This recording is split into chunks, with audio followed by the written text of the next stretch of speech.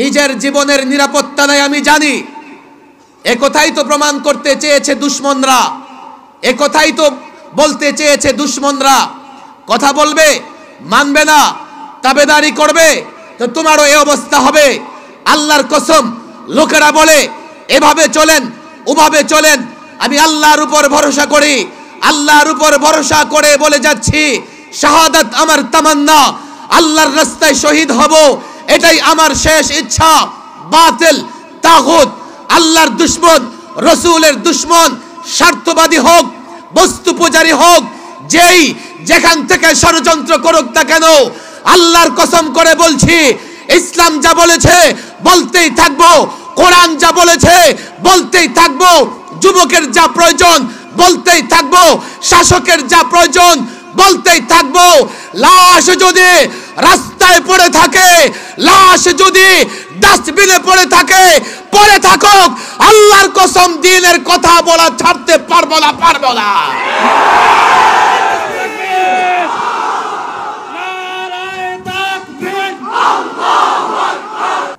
Media আছে, প্রশাসনের ভাইয়েরা আছে। আমি আজকে কথা এই জন্যই বলছি, প্রতিদিন মিছিল করব, প্রতিবাদ করব, এটা আমাদের কাজ নয়। আমরা মানুষের ঈমানের পাহারাদারি করি, আমরা মানুষের আমলের হেফাজত করবার জন্য আলোচনা করি, আমাদের বক্তৃতা এটা নয়। কিন্তু আমরা যে মানুষের ঈমান এবং আমলের হেফাজত করব, আর আমাদের রক্ত ঝরবে, ভয় দেখানো হবে, এই দুটো কাজ একসঙ্গে হতে পারে না। আপনারা যারা আছেন উপর পর্যন্ত পৌঁছে দেন। আল্লাহকে ভয় করো, আল্লাহকে ভয় করো মুসলমান শাসক গোষ্ঠী, আল্লাহকে ভয় করো, আল্লাহকে ভয় করো, আল্লাহকে ভয় করো। আমরা আল্লাহকে ভয় করি। দ্বীনি মাসআলায় ব্যক্তিগত ভয়ের কোনো মূল্য নাই। শরীয়তের দিক নির্দেশনার মোকাবেলায় নিজস্ব হিকমতের কোনো মূল্য নাই। শরীয়ত যা বলেছে সেটা করাই আমার জন্য হিকমত, ইসলাম যা বলেছে সেটা করাই আমার জন্য কর্তব্য। এই যুব সমাজ তোমাদেরকেও বলে যাই, মাহফিল আয়োজন করেছো, আলেমদেরকে মহব্বত করো। আজকের এই জায়গায় শুধু আলেমদের বক্তৃতা শোনা নয়, আজকে ভয়কে জয় করতে হবে, ভয়কে জয় করতে হবে। ভয়কে পিছনে ফেলে আজকে আবার এই মুসলিম জাতিকে ঐক্যবদ্ধ হতে হবে। ভয়কে জয় করে আজকে আবার এই মুসলমান জাতিকে কাঁধে কাঁধ মিলিয়ে, তোমরা কি দেখো না আজকে বাংলাদেশ নামক ছোট্ট একটা দেশ নানা শত্রু দেশের, নানা দুশমনদের, নানা রকমের ইহুদি, নাসারা, বৌদ্ধ, খ্রিস্টানদের বদনজরে পড়েছে। তোমরা যদি এক আল্লাহকে ভয় না করো, তোমরা যদি আল্লাহর ভয়ে আল্লাহর দ্বীনের উপরে আমল করবার জন্য উদ্যোগী না হও, ঈমান বাঁচবে না, ইসলাম বাঁচবে না, দেশটাকেও টিকায় রাখতে পারবে না।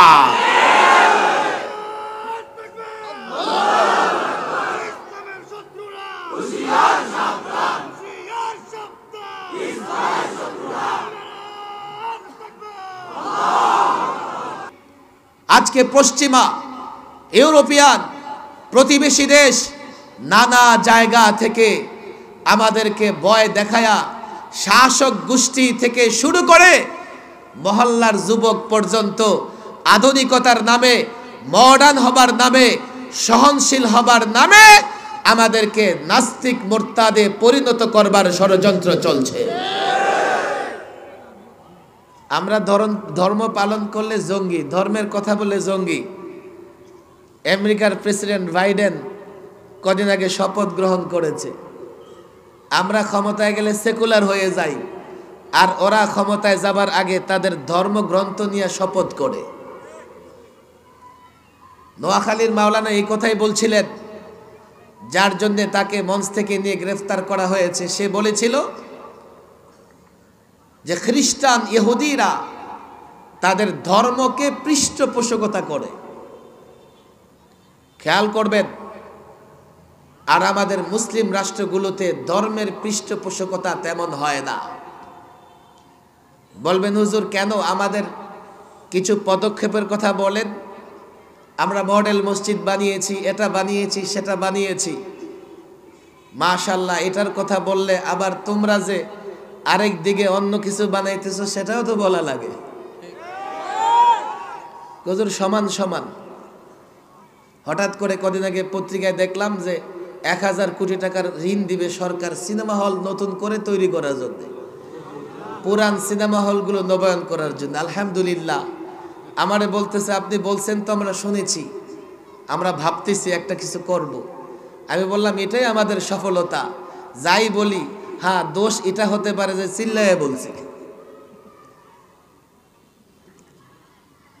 ইউরোপ আমেরিকায় তাদের ধর্মকে কিভাবে প্যাট্রোনাইজ করে, এভাবে কোন মুসলিম দেশ করে না, একথা সত্য। বলবেন 500 মসজিদ করা হয়েছে, মাশাআল্লাহ ভালো, থ্যাংক ইউ, ধন্যবাদ, মোবারকবাদ। আরেক জায়গা অন্য ধর্মের লোকদের 500 করে দিছো, এটাও ভালো। এখন সমস্যাটা কি, একজনের লম্বা 6 ফুট, আরেকজনের লম্বা 5 ফিট। 5 ফিটওয়ালার যদি চুল বরাবর কেটে দেওয়া হয় তার চুল কাটা যাবে, আর অমুকের 6 ফিটওয়ালার গর্দান কাটা যাবে। দেশে 90 ভাগ মুসলমান, 90 ভাগ মুসলমানের বরাদ্দ, 10 ভাগ অমুসলিমের বরাদ্দ যদি বরাবর হয় তো 80 ভাগ মুসলমান না খেয়ে থাকবে। যার জন্য মুসলমানরা অনেক সময় সরকারি জায়গায়ও মসজিদ বানায়। এক্ষেত্রে আমাদের ফতোয়াও জানতে চায় না, তাদের প্রয়োজন, সরকারি জায়গা পড়ে আছে। আমার কথা শোনেন, রেকর্ড হচ্ছে, আমি অন রেকর্ড বলে যাচ্ছি, আমি দারুল ইফতার সঙ্গেও যুক্ত আছি, সম্পৃক্ত আছি। সরকারি জায়গা যদি কোথাও পড়ে থাকে আর ওই এলাকার মানুষের নামাজ পড়ার জন্য জায়গা না থাকে, সেখানে মসজিদ বানায় নামাজ পড়তে পারবে। শরীয়তের মাসালা যদি বলেন হুজুর যুক্তি কি, ওদের তো যুক্তি ছাড়া বুঝে আসে না। যুক্তি হচ্ছে এই জায়গার তত্ত্বাবধান সরকার করলেও জায়গার মূলত মালিকানা জনগণের। কথা বুঝবার চেষ্টা করবেন। এখন এই জনগণ তার মৌলিক প্রয়োজনের একটা প্রয়োজন হচ্ছে মসজিদ লাগবে, যেখানে সকলে মিলে একসঙ্গে নামাজ আদায় করবে। গভর্নমেন্টের যদি সেই জায়গাটার দরকার থাকে সঙ্গে সঙ্গে এসে বাধা দিবে। যদি সরকারের দায়িত্বশীল ব্যক্তিরা বাধা না দেয়, যেখানে মসজিদ প্রতিষ্ঠিত হয়ে যাবে, এই মসজিদ ভেঙে ফেলার পরবর্তী সরকার কিংবা প্রশাসনের কোনো ক্ষমতা নাই। আগের প্রশাসনের নীরবতাই এটার অনুমতি হয়ে গেছে। আমি অবাক হই, ঢাকায় লক্ষ লক্ষ একর জায়গা মানুষের দখলে আছে, এগুলোকে তারা হাত দেয় না, আর আল্লাহর ঘর মসজিদকে এতিম মনে করে বুলডোজার চালায়া দেয়। তাও কেন? সৌন্দর্য বর্ধন করতে হবে। আবার দেখবেন ওদের যুক্তিতে যদি এটা কোনো গ্রহণযোগ্য কাজ হতো তো অন্তত পাশে আরেকটা মসজিদ বানায় দিত। কোনো কথা নাই, কোনো কথা নাই। সমান চোখে দেখবেন না। আমরা একথা বলি না যে দেশে মুসলমানরাই থাকবে, অন্য ধর্মের কোনো লোক থাকবে না। আমি বরং একথা বলি, বাংলাদেশে মুসলমানরা যেমন আরামে আছে, নিরাপদে আছে, এদেশে সব ধর্মের লোকেরা নিরাপদে আছে, আরামে আছে, থাকবে। আর এটা এ কারণেই থাকবে, এদেশে মুসলমান সংখ্যাগরিষ্ঠ। এ কারণেই থাকবে, এদেশের মুসলমানরা ইসলাম মানে, ইসলাম শান্তির ধর্ম। ইসলাম একথা বলে না সংখ্যালঘুদের উপর আক্রমণ করো, ইসলাম একথা বলে না সংখ্যালঘুদের ঘর বাড়ি ভাঙচুর করো। আলেমরাও বলে না, বলতে পারে না, করে না, কিন্তু এর মানে এই নয় 90 ভাগ মুসলমানের মসজিদ ভেঙে দেওয়া হবে, এটা মুসলমান মেনে নেবে না। এগুলো করবার জন্যই তো ভয় দেখাও, যাতে তোমরা যা করো আমরা যাতে সহজে মেনে নেই। আমরা না হয় মেনে নিলাম, নিরীহ। আল্লাহকে ভয় করো, আল্লাহকে ভয় করো। আল্লাহ যখন ধরবে তোমাদের ছাড়ানোর আর কেউ থাকবে না। আমি বলেছি আলেমদের পরামর্শ নাও, আলেমদের সঙ্গে কথা বলো। কোন সে প্রশাসন এদেশের মানুষের মৌলিক অধিকার ধর্মকর্ম পালন করায় না? ঢাকায় 10 কাঠার উপরে মসজিদ নির্মাণ করবে এমন কয় এলাকার লোকজনের ক্ষমতা আছে? 1 কাঠা জায়গার দাম 2.5 থেকে 3 কোটি টাকা। যেখানে যেখানে সরকারি জায়গা আছে সম্ভব, মানুষের মৌলিক অধিকারের একটাও যে সে ধর্মীয় প্রতিষ্ঠান এবং মসজিদ মাদ্রাসা কালভার্ট করে দেওয়া সরকারের দায়িত্ব। কেননা জনগণের প্রয়োজন।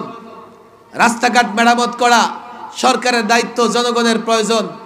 আমরা মুসলমান, আমাদের জন্য মসজিদও প্রয়োজন। আমি ওদেরকে কথা বুঝাইতে পারি না। যদি না বুঝো, মুসলমানদের রোশানলে পড়বার আল্লাহ প্রদত্ত গজব থেকে তোমরা বাঁচতে পারবে না। নানা ধরনের অপপ্রচারের কারণে একটা বড় অংশ শিক্ষিত সমাজের যারা মনে করে যে ধর্মকর্ম পালন করলে, টুপি দাড়ি লাগাইলে, একটু আধটু মুসল্লি হলে জেন্টেলম্যান হওয়া যায় না, ভদ্রলোক হওয়া যায় না। এমনকি সেকুলার টাইপের একটা শ্রেণী যারা মনে করে যে আধুনিক হওয়া যায় না। বুঝবেন, এটা বর্তমানে বাস্তবতা। টুপি লাগাইলে আধুনিক মডার্ন হওয়া যায় না। কুর্তা লম্বা জামা পরলে মডার্ন হওয়া যায় না, আধুনিক হওয়া যায় না। আরেকটা শ্রেণী, নাম বড় সুন্দর, নামগুলো মুসলমানের নাম, আল্লাহ মাফ করুক, তারা তো মনে করে যে ধর্ম পালন উন্নতি অগ্রগতির অন্তরায়, যে ধর্ম পালন করলে মানুষ পিছিয়ে যাবে, ধর্মকর্ম পালন করলে দেশটা পিছিয়ে যাবে, ধর্মকর্ম পালন করলে দেশে উন্নতি অগ্রগতি হবে না। এমন একটা শ্রেণী আছে যার জন্যে ধর্মীয় অনুষ্ঠান, ধর্মীয় লেবাস এগুলো তাদের কাছে তুচ্ছ বিষয়। আর যখনই সুযোগ পায় তো তারা এগুলোর বিরুদ্ধে বলতে থাকে। আয়াত আমি তেলাওয়াত করেছি,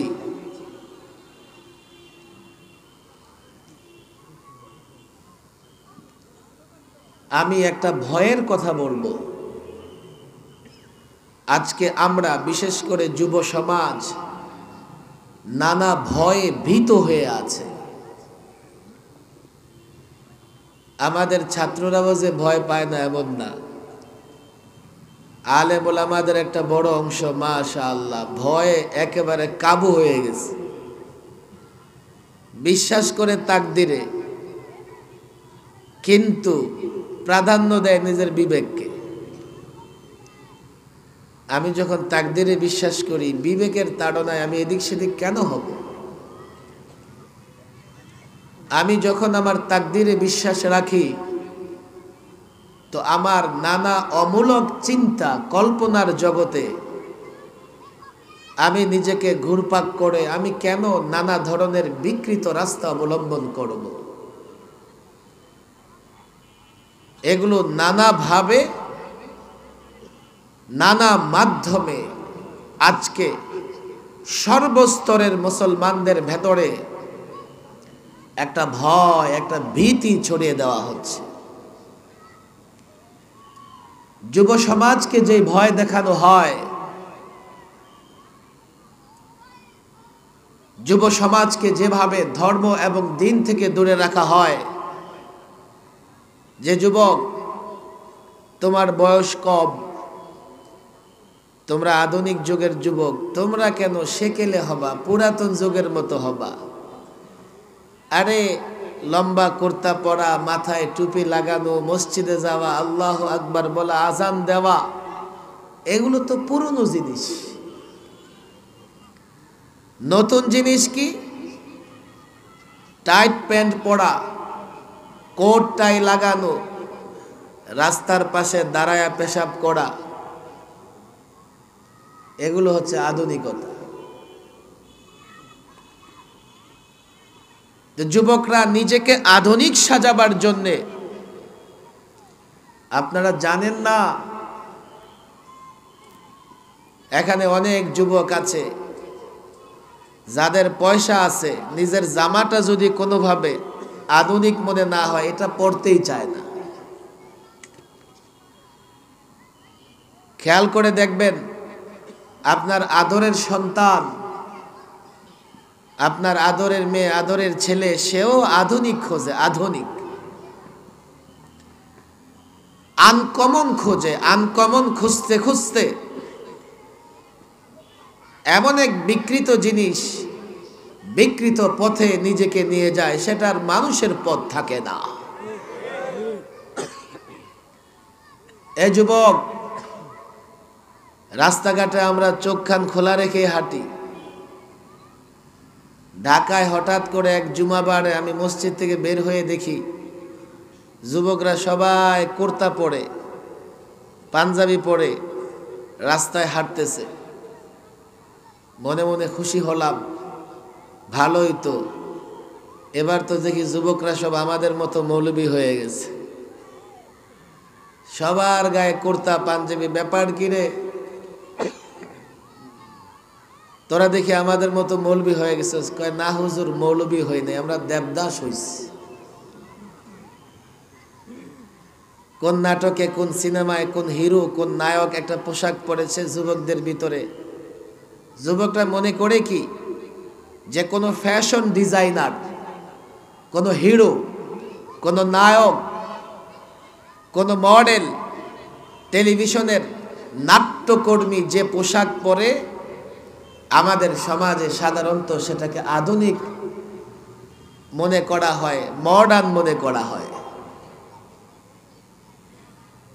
এই মডার্নের পেছনে ছুটতে ছুটতে পশ্চিমা নারীরা এখন পোশাক ছাড়া হয়ে গেছে। দেখে যে কোনো পোশাকেই নিজেকে মডার্ন মনে হয় না, পরে পোশাক ছাড়ো। মুসলিম নারীরা যে পোশাক পরে ঘরে অবস্থান করতে পারে না, ওই সমস্ত দেশের নারীরা ওই পোশাক পরে রাস্তাঘাটে ঘুরে বেড়ায়। আমি মুসলিম সমাজের যুবক যুবতী আমার ভাই বোনদেরকে বলবো, এই যে একটা সাংস্কৃতিক আগ্রাসন তোমার আমার ভেতরে ঢুকিয়ে দেওয়া হচ্ছে, যে তুমি ততদিন আধুনিক হবে না, মডার্ন হবে না, যতদিন না পশ্চিমাদের অনুসরণ করো। এ মুসলমান, তুমি আসলে মডার্ন কিংবা আধুনিক হচ্ছ না, মন মানসিকতায় ভিন্ন একটা জাতির গোলামে পরিণত হচ্ছ। কি সেই ভয় তোমার ভিতরে? তুমি তো মুসলিম, তোমার একটা গাইডলাইন আছে, সংবিধান আছে। আল্লাহ দুনিয়াতে তোমাকে এইভাবে ছেড়ে দেয় নাই। ওই অন্ধ জগতের পশ্চিমারা অন্ধকারে ভাস করে, তাদের চিন্তা, তাদের পোশাক আশাক তোমার পোশাক হতে পারে না। মাঝে মধ্যে বাংলাদেশের কিছু মিডিয়া জরিপ চালায়, আমাদের যুবকদের আরেকটা ভয় দেখানো হয় যে টুপি রাখবা তো তোমারে জঙ্গি জঙ্গি লাগবে, দাড়ি রাখবা তো তোমারে লাদেন লাদেন লাগবে, সালাম দিলে একটু মৌলবি মৌলবি লাগে, সালাম দিও না, good morning, good afternoon, good evening বলো। বিদায়ের সময় মাআস সালাম, হাইয়াকাল্লাহ, বারাকাল্লাহ, আল্লাহ হাফিজ, এগুলো বলো না, বললে জঙ্গি জঙ্গি লাগে। এগুলো বাংলাদেশের বড় বড় সংস্থা জরিপ করে মাঝে মধ্যে পত্র পত্রিকায় দিয়ে এই যুবকদের ভয় দেখাইতে চায়, যাতে করে যুবকরা ভীত হয়ে, যাতে করে যুবকরা ভয় পেয়ে এগুলো ছেড়ে দেয়। যুবকদের ভয় দেখানোর আরেকটা পথ, টেলিভিশন নাটকে যত রাজাকার আছে দেখবেন চেহারায় দাড়ি, মাথায় টুপি। কথা খেয়াল করে শোনার চেষ্টা করবেন। আলহামদুলিল্লাহ, আমার জানা মতে যত মুক্তিযোদ্ধা আমি দেখেছি তাদের মাথায়ও টুপি আছে, চেহারায়ও দাড়ি আছে। আবার আমি যত রাজাকারের তালিকা দেখেছি এর মধ্যে ৯৮% এমন দেখেছি যাদের চেহারায় দাড়ি নেই। অথচ রাজাকার, রাষ্ট্রদ্রোহী প্রমাণ করবার জন্যে নাটক সিনেমায় যে দাড়িওয়ালাকে পেশ করা হয়, যুবকরে ভয় দেখায়, তুমিও যদি টুপি দাড়ি রাখো তোমারেও দেখতে রাজাকারের মতো লাগবে। আফসোস, কত ধরনের ভয় কাজ করতেছে। আমাদের দেশের মিডিয়া, আমাদের দেশের সরকারগুলো খেয়াল করে না, বুঝেও না। আরে আমি তো মুসলিম,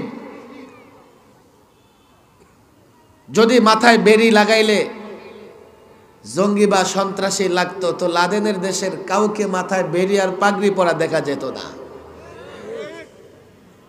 যে দেশে লাদেনের বাড়ি, ওই আরবরা হাবা কাবা পড়া, জুব্বা পড়া ছেড়েছে। আরে বলেন ছেড়েছে? শুধু তাই না, ওই দেশের জুব্বাওয়ালাদের কাছে আমেরিকান, ইউরোপিয়ানরা গিয়া বসে থাকে। আর আমরা এত দূরের মানুষ টুপি পাঞ্জাবি পড়লে নাকি আমাদের জঙ্গি জঙ্গি লাগে। এর একটা প্রভাব আইন শৃঙ্খলা বাহিনীর উপর পড়েছে। এবং যারা ওলামা বিদ্বেষী, যারা আলেমদেরকে পছন্দ করে না, তারা আলেম মাদ্রাসার ছাত্রদেরকে হয়রানি করবার জন্য এই শব্দগুলো ব্যবহার করে, যাতে আমরা ভয় পেয়ে হক কথা বলা ছেড়ে দেই। নানাভাবে চতুর্দিক থেকে ভয় আর ভয়। একটা সময় বলা হতো কি জানেন, মাদ্রাসাগুলো জঙ্গিবাদের প্রজনন কেন্দ্র। এখন আর বলে না এই কারণে যে আমরা আন্দোলন সংগ্রাম করে তাদের পরাজিত করেছি, আমরা আল্লাহর কাছে কান্নাকাটি করেছি। এখানে মিডিয়াগুলো আছে, এই আমলেও যারা আলেম, ওলামা, মাদ্রাসা, দিন ইসলামের ক্ষতি করতে চেয়েছে, এই আমলেই তাদের নানাভাবে আল্লাহ বিচার করেছেন। আমি এমন 50টা উদাহরণ দিতে পারবো। আমরা মনে করি, অনেক কিছুই মনে করি, কিন্তু সবার উপরে মনে করি আল্লাহ চাইলে চেয়ারে বসায়াও জুতার বাড়ি খাওয়াইতে পারে। ভয় আর ভয়। ইদানিং এক ভয় শুরু হয়েছে। আলেম বয়ান করে চট করে একজন দাঁড়ায়া যায়, দাঁড়ায়া বলে আমি মাস্তান থেকে চেয়ারম্যান হয়েছি। বলে কি বলে না? যেহেতু যুবকদের মাহফিল, এখানে অনেক শিক্ষিত সমাজ আছেন, আমি যদি এই মাইক্রোফোনে ভুল করি, আমার বিরুদ্ধে ব্যবস্থা নেওয়ার জন্য দেশের আইন শৃঙ্খলা বাহিনী আছে, কোর্ট কাছারি আছে। আমিও মরে যাই নাই, অন্তত ২-৪ ঘন্টা বাঁচব। মরে গেলে তো ভিন্ন কথা। তাহলে একটা আলেম যখন বক্তৃতা করবে, তার বক্তৃতার মাঝে মাইক্রোফোন কেড়ে নিয়ে এর প্রতিবাদ করতে হবে, এর মানে হচ্ছে আলেমদের ভেতরে ভয় ঢুকায়া দেওয়া, অন্য কিছু না। আফসোস, আফসোস, আমাকে বলবে যে আপনারা সব দায়িত্ব সরকারের কাঁধে দেন। সরকার যেহেতু রাষ্ট্র পরিচালনা করেন, সর্বশেষ দায়িত্ব তাকেই নিতে হবে। দেশে যখন উন্নতি অগ্রগতি হবে, ইঞ্জিনিয়ার করুক, দলের লোক করুক আর বিরোধী দল করুক, এর ফলাফল সরকারের খাতায় জমা হবে। তদ্রূপ আইন শৃঙ্খলা পরিস্থিতির অবনতি ঘটুক, খুন হোক, গুম হোক, ধর্ষণ হোক, এর দায়িত্ব চূড়ান্তভাবে সরকারকেই নিতে হবে। জানি সন্ত্রাসীদের কোনো দল হয় না যে মাস্তান থেকে চেয়ারম্যান হয়েছে, প্রকাশ্য লোকদের সঙ্গে, প্রকাশ্য লোকদের সামনে ওপেন চিৎকার করে বলতেছে, আমারে চিনিস? তোদের মায়ের কসম, তোদেরকে মেরে ফেলবো, তোদের সন্তানাদিও মেরে ফেলবো। যেই লোকটা এই ধরনের হুমকি ধুমকি দিচ্ছে, হতে পারে সে কোনো দলের হয়ে চেয়ারম্যান হয়েছে, কিন্তু একথা পরিষ্কার সন্ত্রাসীদের কোনো দল থাকতে পারে না। আর যখন এই কথা পরিষ্কার, আইন শৃঙ্খলা বাহিনী তাকে ধরতে দেরি কেন করছে?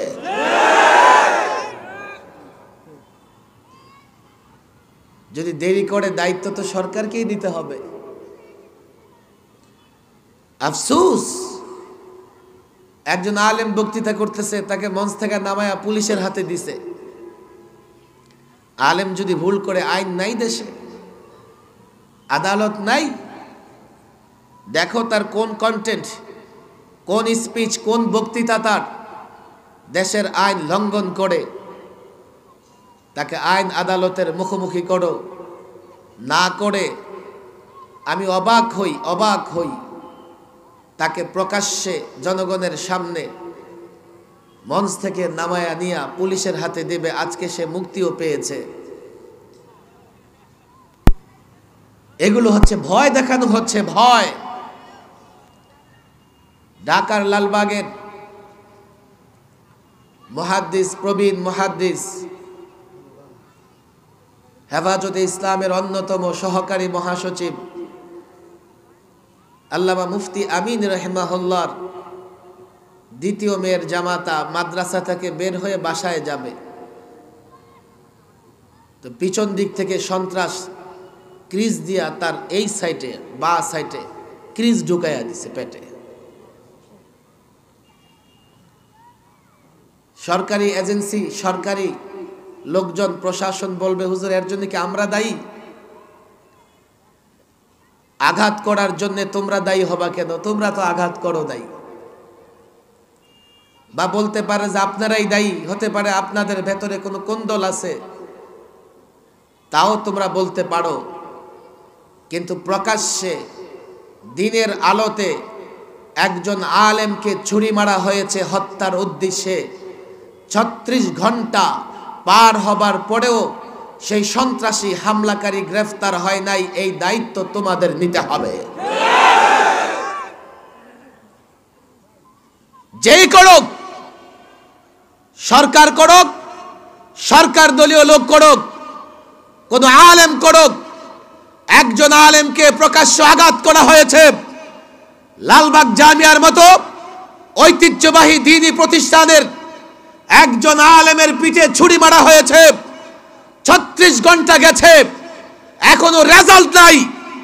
এর মানে কি ডিজিটাল যুগে তোমাদের অক্ষমতা, ডিজিটাল যুগে তোমাদের কাপুরুষতা দেখবো না, তোমাদেরকে দায়ী করব? বুঝতে পারতেছি না।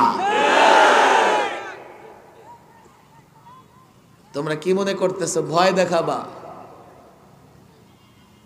কে করেছে দেখার দরকার নাই তো,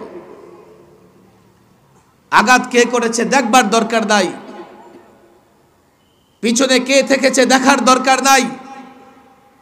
সন্ত্রাসী সন্ত্রাসী যেই হোক, যেই হোক, আলেমদের ভয় ভীতি দেখাবার জন্য কারা এই পরিস্থিতি তৈরি করছে? আইন শৃঙ্খলা বাহিনী বুঝে না। আরে কোন আলেমের রক্তের ফোঁটা সাধারণ রক্তের ফোঁটা নয়। তোমরা দেখো না, গ্রামে একজন আলেম মারা গেলে জানা যায় 2-4 লাখ লোক হয়ে যায়। মানুষ রক্তের সাগর দেখতে পছন্দ করে, কিন্তু আলেমের গা থেকে 1 ফোঁটা রক্ত জরক এটা মানুষ দেখতে চায় না। অন্তর দিয়ে আলেমকে মহব্বত করে কারা? কোত্থেকে কে তোমাদের আইন শৃঙ্খলা পরিস্থিতি নিয়ন্ত্রণের উপর আঙ্গুল দিচ্ছে, আইন শৃঙ্খলা পরিস্থিতিকে ধ্বংস করছে? দায় তো সরকারকেই সর্বশেষ নিতে হবে। তাহলে কেন আমি বুঝি না, এই ভয় দেখায় দেখায় মনে করা হচ্ছে নানা কারণে ভয় দেখায় কোনো লাভ হবে না। আলেমরা আল্লাহ ছাড়া কাউকে ভয় পায় না। আফসুস, নানাভাবে ভয় ভীতি। আজকে যুবকরা ভীত, এমন কি সরকারি দলের ভাইরাও ভয়ে আছে আমাদেরকে দাওয়াত দিয়া। আমার এক চেয়ারম্যান বলতেছে যে হুজুর আপনাকে তো দাওয়াত দিচ্ছে, আমার চেয়ারম্যানগিরি চলে যাবে। আমি বললাম আমি তো সারা জীবন শুনেছি চেয়ারম্যান তো নির্বাচিত হয়, এটা চাকরি না, গভর্নমেন্টের এমপ্লয় না, যায় কেমনে? কয় হুজুর কেমনে যায় জানি না, তবে বলে দিয়েছে আপনি যদি একটু উল্টা সিধা বলেন তো আমার চেয়ারম্যানগিরি যাবে। আমি বলি আপনি আমার পাশে বসেন, আমার পুরা বক্তৃতা শোনেন। আল্লাহর কসম, ওয়াজের মঞ্চ থেকে আমরা যে কথাগুলো বলি, যুবক মানলে তার উপকার হবে, সরকার মানলে তার উপকার হবে, প্রশাসনের লোকেরা শুনলে তারও উপকার হবে, বিরোধী দলের লোকেরা শুনলে তারও উপকার হবে। এই জায়গায় বসে বিদ্বেষের জায়গা থেকে নয়। আপনি মনে করেন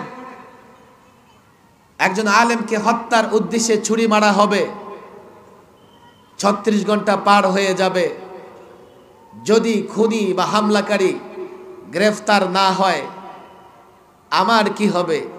প্রকৃতপক্ষে প্রশাসন সরকারকে দায় নিতে হবে। আর প্রশাসন যদি আমার কথা শুনে তৎপর হয়, হামলাকারীকে খুঁজে বের করে, প্রশাসনের ভালো হবে। আইন শৃঙ্খলা পরিস্থিতি ঠিকঠাক আছে এটা বোঝা যাবে, এটা বোঝা যাবে। এই ভয়গুলো চতুর্দিক থেকে দেওয়া হচ্ছে। এ মুসলমান আলেম সমাজ 1500 বছর আগে রাসূলুল্লাহ সাল্লাল্লাহু আলাইহি সাল্লামের সময় সাহাবায়ে কেরামও এই ভয়ের মুখোমুখি হয়েছিলেন। আল্লাহ তাবারক ও তাআলা তাদেরকে যে সান্ত্বনা দিয়েছিলেন, কিয়ামত পর্যন্ত এই আয়াত মুমিনদের জন্য সান্ত্বনা। কিয়ামত পর্যন্ত এই আয়াত মুমিনদের গুণ, মুমিনদের সিফাতের অন্তর্ভুক্ত হয়ে থাকবে। শোনো, লম্বা কথা বলবার সময় নেই, আজান হয়ে যাবে। আল্লাহ তাবারক ও তাআলা যে আয়াত অবতীর্ণ করেছেন আজকের যুগে, আলেম ওলামা ছাত্র জনতা, এ যুবক তোমরা যারা দ্বীনকে পছন্দ করো, আলেম ওলামাকে পছন্দ করো, মাহফিলের আয়োজন করছো, তোমাদেরকেও বলে যাই, শোনো শোনো, এই ভয় আসবে, চতুর্দিক থেকে আসবে, ঘর থেকে ভয় আসবে, বিদেশ থেকে ভয় আসবে। আল্লাযীনা ক্বালা লাহুমুন নাস, সাহাবায়ে কেরামকে যখন বলা হয়েছিল আরে শোনো শোনো, ইন্নান নাসা ক্বাদ জামাউ লাকুম, কাফের, বেঈমান, মুশরিক, নাস্তিক, মুরতাদ, বামপন্থী, রামপন্থী একত্রিত হচ্ছে, ভয় করো ভয় করো। কিন্তু মুমিনের সিফাত হচ্ছে ফাযাদাহুম ঈমানা, যখন তাকে ভয়ের কথা বলা হয় তার ঈমান বৃদ্ধি পেয়ে যায়। ভয় দিয়ে তোমরা আমাদের দমিয়ে রাখবে পারবা না। কেন?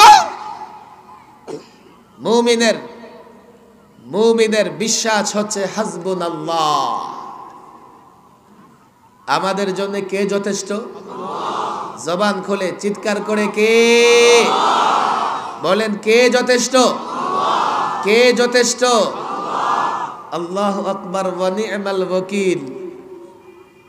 আল্লাহ আমাদের অভিভাবক, আল্লাহ আমাদের বন্ধু, ওলি। ওয়া নি'মাল ওয়াকিল,